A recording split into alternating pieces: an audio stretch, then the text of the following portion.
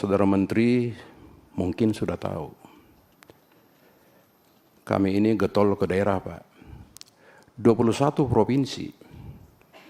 21, Pak, provinsi. Ya, di negara kita ini. Catatan saya, Pak, 78 pejabat BPN sekarang sedang bermasalah hukum, Pak. Saya pelajari, Pak. Ada dalam proses penyelidikan. Sini ada Brigjen Polisi, ada polisi juga. Ada proses penyidikan yang sudah jadi tersangka. Ada dalam proses persidangan. Ada juga yang sudah diputuskan bersalah, Pak. Kan begitu. Nah, bagaimana caranya Saudara Menteri, ya, sahabat saya, Pak Raja ini, ya, petinggi PSI, ya kan begitu, sekjen kan, gitu, ya, bisa Saudara Menteri dan jajarannya membela mati-matian ini, Pak. Semua bicara anggaran, Pak Menteri. Anggaran BPN itu untuk, ndak usah bantuan hukum, Pak, untuk penanganan sengketa saja di kementerian itu hanya 60, kalau saya nggak salah. Mana Pak Dirjen sengketa di sini? 60, Pak, ya? 60 kan? 60 saja, Pak, sengketa yang bisa di-cover dengan anggaran. Sementara setiap tahun itu sengketa itu lebih dari 1000, Pak. Bagaimana caranya? Kita bicara tentang pembelaan kepada masyarakat. ATR BPN itu selalu turut tergugat, Pak. Jarang sebagai tergugat.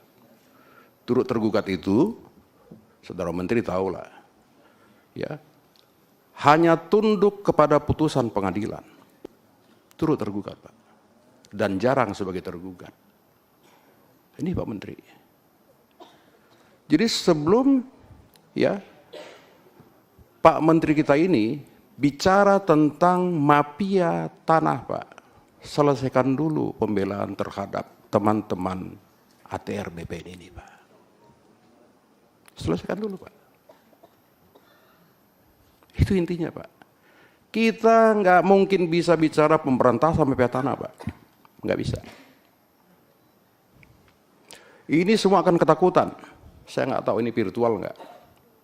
Semua Kakanwil, semua Kakanta itu akan ketakutan, Pak, sampai ke bawah untuk berbuat kebenaran, Pak. Kenapa? Saya tidak perlu ungkap lagi di sini.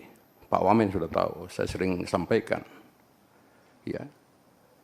Kepala kantor pertanahan dia berbuat benar dan dia membuat sertifikat dengan dasar dari surat bupati, surat keterangan camat, saksi kepala desa, surat dan saksi lain. Ketika sudah dibuat sertifikat, tersangka, Pak. Kementerian diam. Saya terus terang bilang diam, Pak. Kami suka bantuin tuh para kepala kantor. Ada tuh orang-orangnya tuh, silakan dicek, Pak. Siapa yang pernah kami bantu? Saya pernah telepon Kajari, Bapak tangkap dia, Bapak pindah besok, saya bilang.